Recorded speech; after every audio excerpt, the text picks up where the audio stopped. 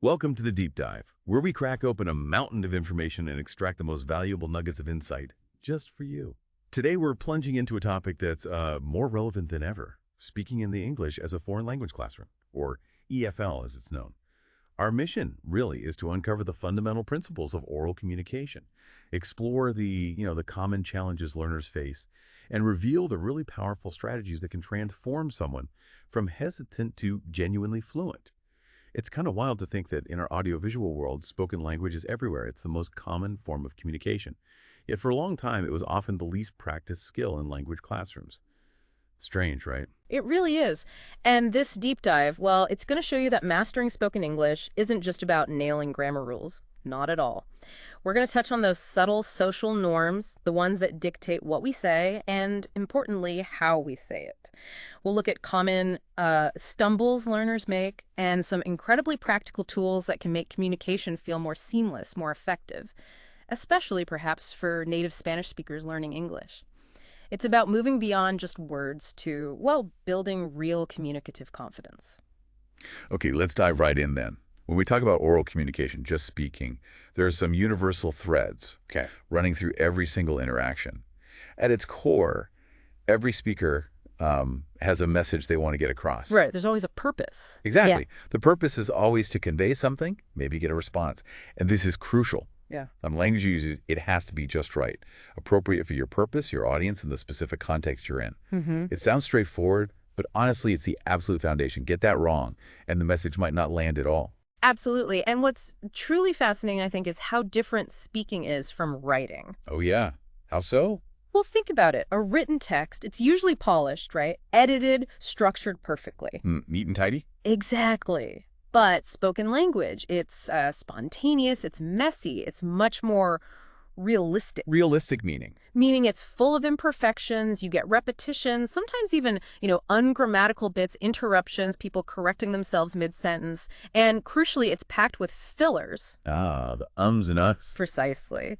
Those ums, us, likes, they aren't just mistakes. They're a natural part of our brain, giving us that vital moment to organize our thoughts. That's a huge shift in perspective, especially for learners trying to sound perfect. Yeah. And here's where it gets even more interesting, I think. Beyond the words themselves, there are these unwritten, non-linguistic rules, norms. Yeah. Social rules?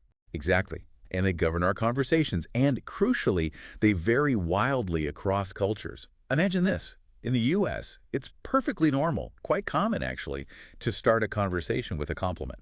Oh, I love your earrings.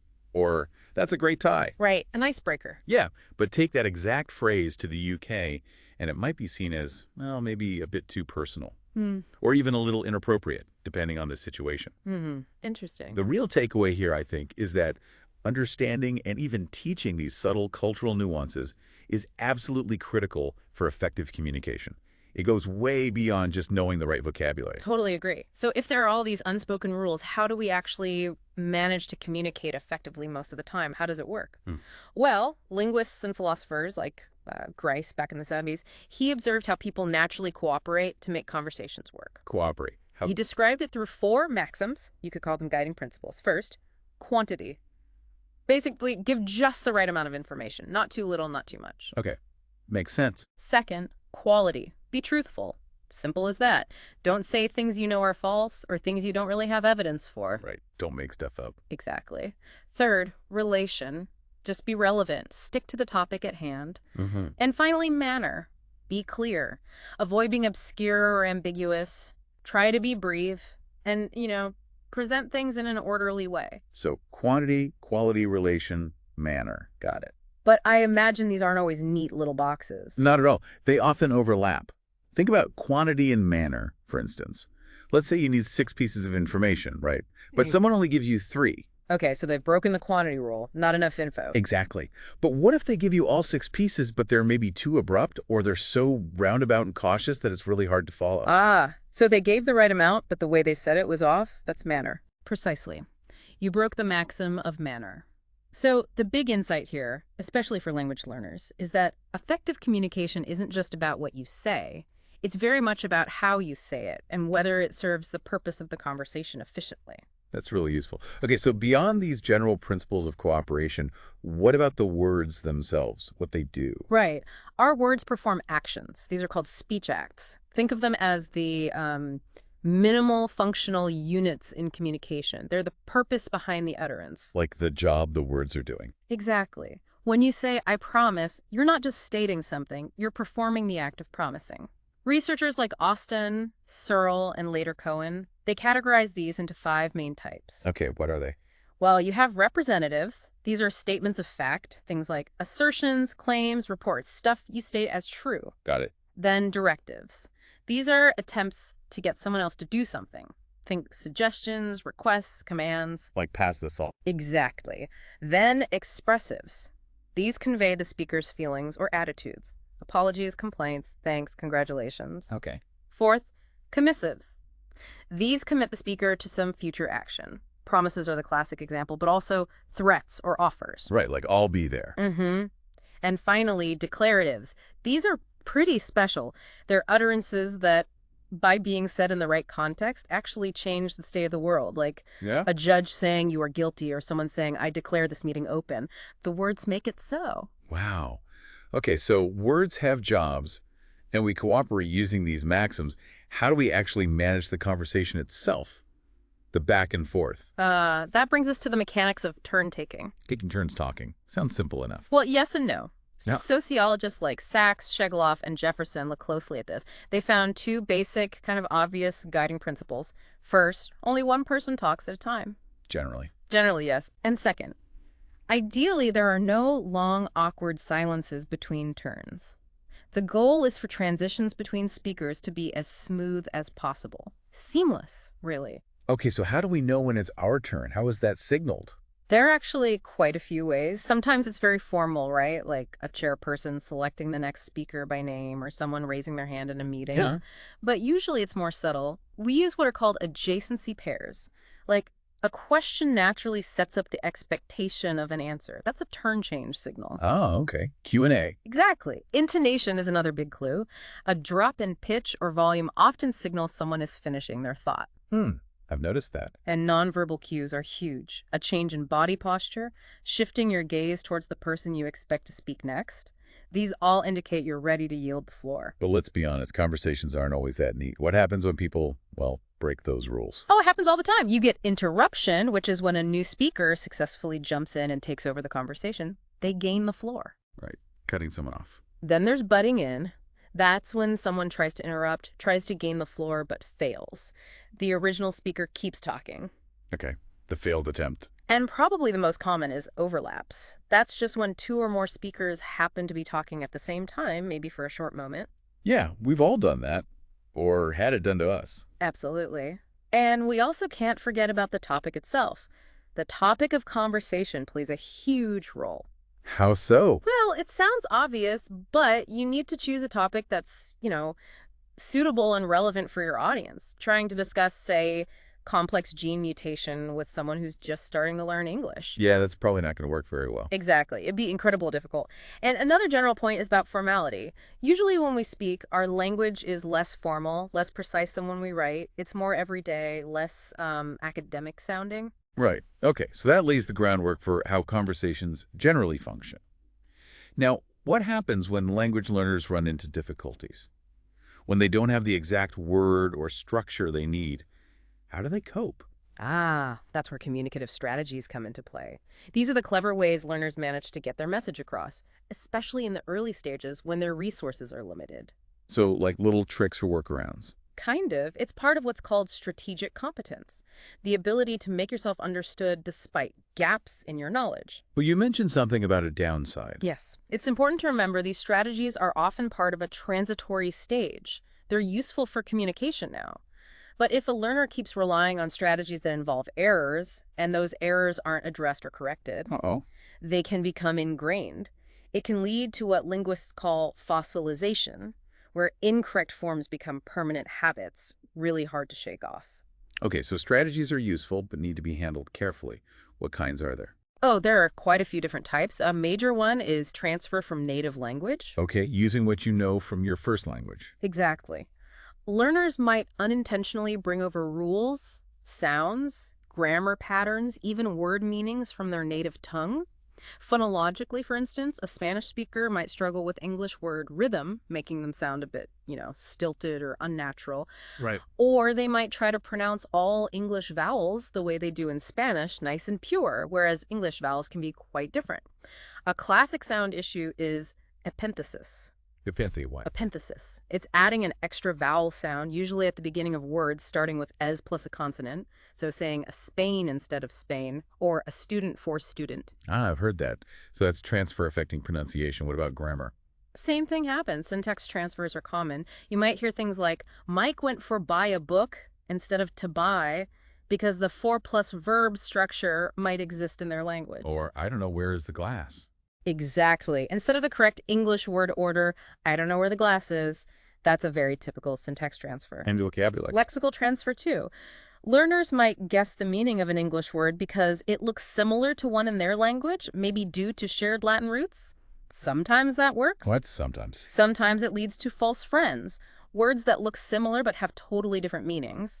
Think of Spanish speakers using carpet, which means folder in Spanish, when they mean floor carpet, or sensible, Spanish sensitive, when they mean reasonable, or the classic constipated, Spanish to have a cold, meaning, Right. or even library, Spanish libreria means bookshop. Oh, dear. Those can cause some real confusion. Okay, so that's transfer. What's next? Next up is overgeneralization. Overgeneralization. Applying a rule too broadly. Exactly. The learner grabs onto one rule they've learned and applies it everywhere, ignoring exceptions. It's like they haven't quite learned the limits of the rule yet. In pronunciation, this often happens because English spelling is so irregular, right? A learner sees a pattern, applies it, and gets tripped up by exceptions. That's why sometimes focusing on sounds before seeing the written word can help initially. Good point. And in grammar. Oh, morphology is a classic area. Incorrectly applying suffixes, like putting eyeball or ion on words where they don't belong, and verb grammar. The most common one is probably applying the regular past tense ed ending to irregular verbs. Like goad or seed. Or he stole the car instead of he stole.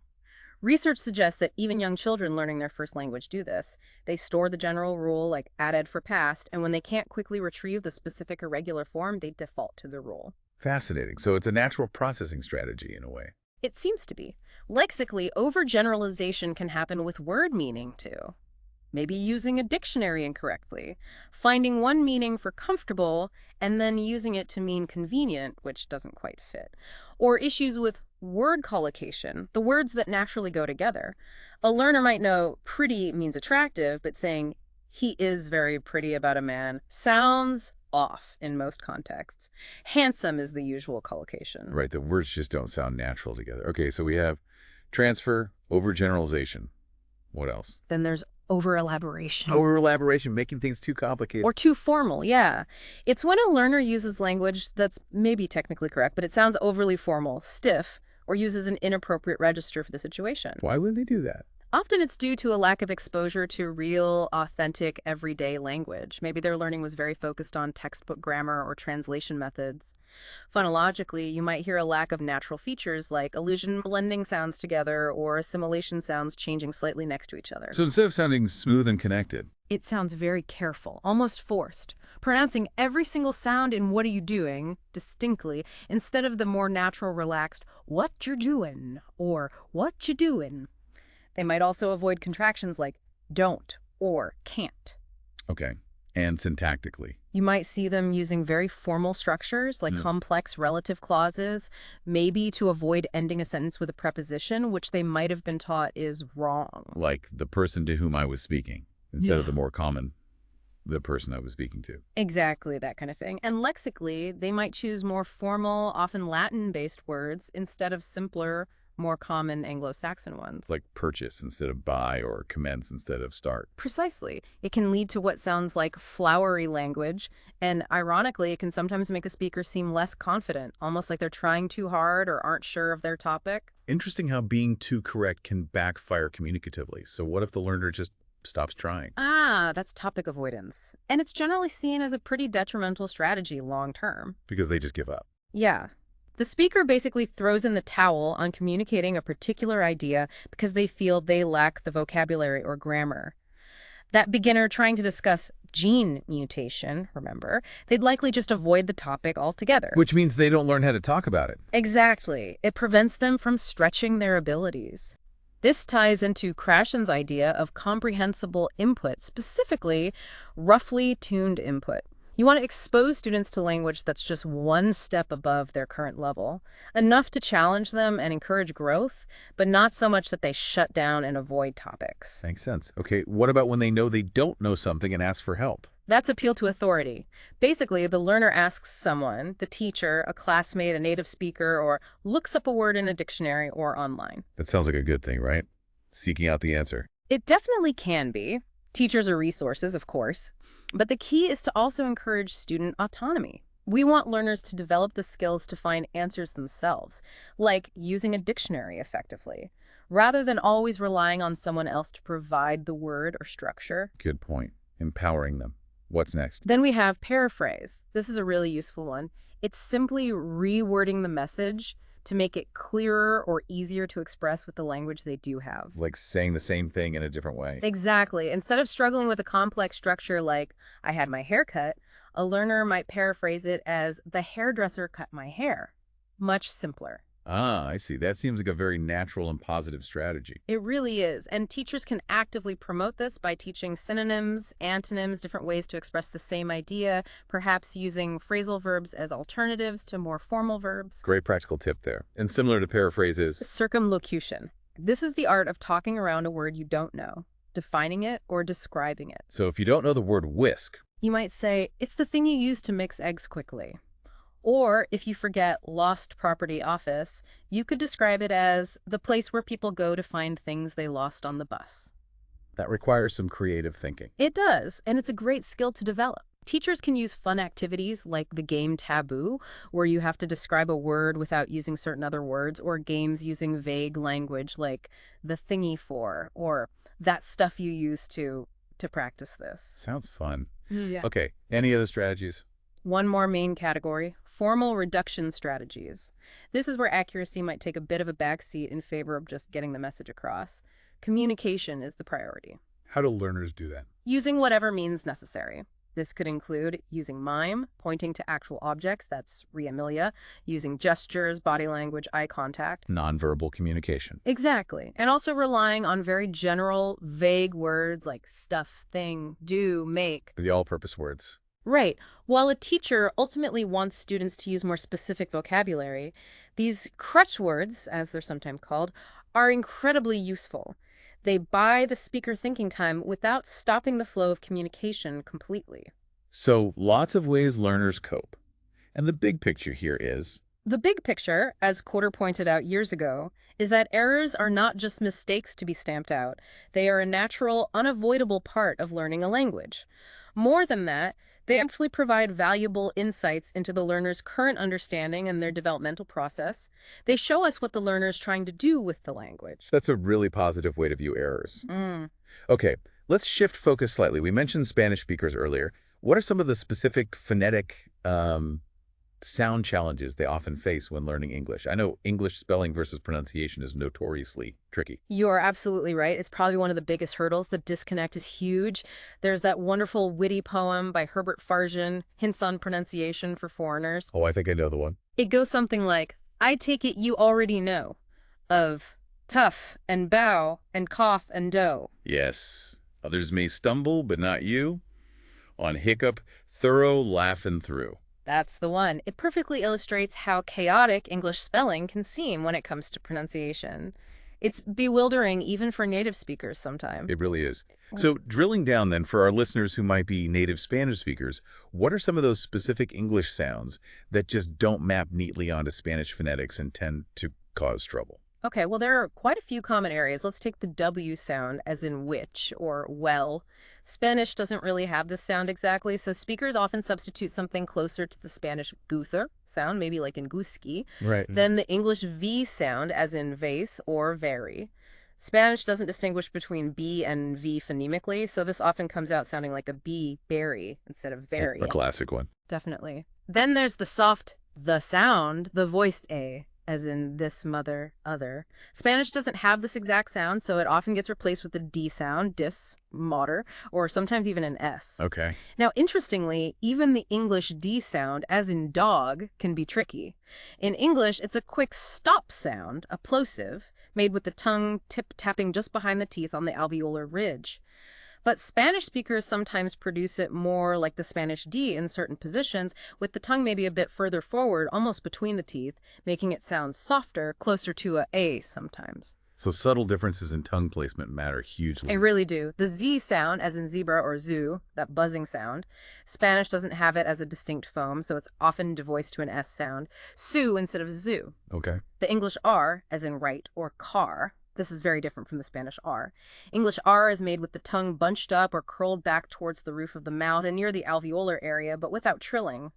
Spanish speakers often substitute their tapped or trilled R. Yeah, the R is very different. Very. Then we have the sh sound, as in shower or ship, and its voiced counterpart, the sound in television or pleasure. Spanish doesn't have these sounds, so they often get assimilated to an alveolar S. This can lead to minimal pair confusion, like saying sip when you mean shipped. Ah, that could cause misunderstandings. Definitely.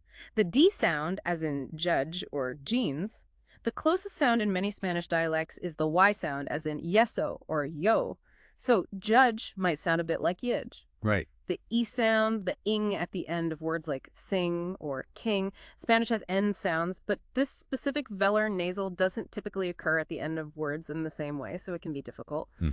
The J sound, as in yes or yacht. Sometimes Spanish speakers might pronounce this more like the D sound, like jet for yet. Okay. And finally, the English H sound, as in house or hello. In English, this is usually voiceless, just a puff of air.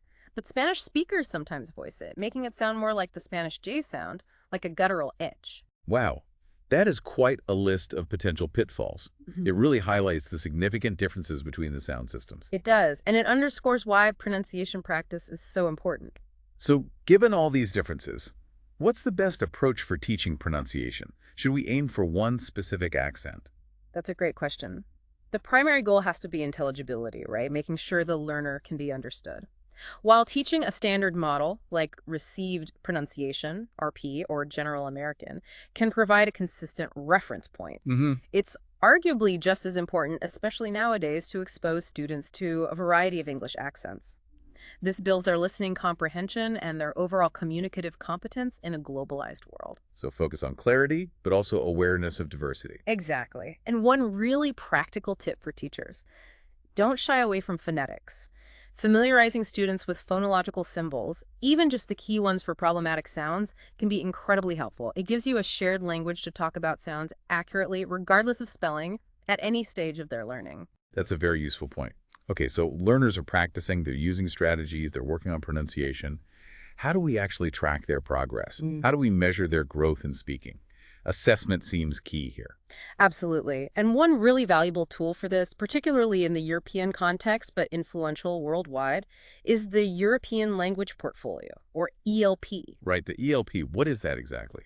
Think of it as a personal folder, almost like a language learning CV, that the learner builds up over time. It's both a personal record and an educational tool developed by the Council of Europe. It generally has 3 parts. Okay, what are they? First, there's the language passport. This is where learners can formally record their skills, qualifications, and experiences. Crucially, it includes a self-assessment grid based on the common European framework of reference, the CEFR levels A1 to C2. And for speaking? For speaking, competence is described using can-do statements, concrete examples of what a learner can do at each level, like I can ask for simple directions or I can participate effectively in meetings. Got it. So it's very action-oriented. What's the second part? The second part is the language biography. This is more reflective. Learners record their personal history of language learning, document significant intercultural experiences, and think about their learning goals and processes. It really fosters self-awareness. Encourages them to think about how they learn. Precisely. And the third part is the dossier. This is where the learner collects actual samples of their work to illustrate their achievements. For speaking, this could include things like audio or video recordings of presentations, conversations, role plays, etc., tangible proof of their skills. So it's a really holistic tool, self-assessment, reflection, and evidence. You mentioned the can-do statements. Does the ELP make a distinction between different types of speaking? Yes, it does. It typically distinguishes between spoken interaction, talking with others, and spoken production, talking to others, like giving a presentation. Can you give us a flavor of how those can-do statements progress across the levels? Maybe contrast a beginner with an advanced speaker? Sure. Let's take spoken interaction. At our A1 beginner level, the statement might be something like, I can interact in a simple way provided the other person is prepared to repeat or rephrase things at a slower rate of speech and help me formulate what I'm trying to say. Very basic survival interaction. Okay. And at the other end, C2 mastery. At C2, it's more like, I can take part effortlessly in any conversation or discussion and have a good familiarity with idiomatic expressions and colloquialisms. I can express myself fluently and convey finer shades of meaning precisely. Big difference. Huge difference. And for spoken production, giving a talk, for example. For spoken production, at A1, it might be, I can use simple phrases and sentences to describe where I live and people I know. Very limited familiar topics. That's aim 2. At C2, I can present a clear, smoothly flowing description or argument in a style appropriate to the context and with an effective logical structure which helps the recipient notice and remember significant points. So, highly sophisticated, adaptable, and well-structured speech. Those examples really show the journey clearly. But, okay, assessment in general. Assessing speaking competence can feel quite tricky, can't it?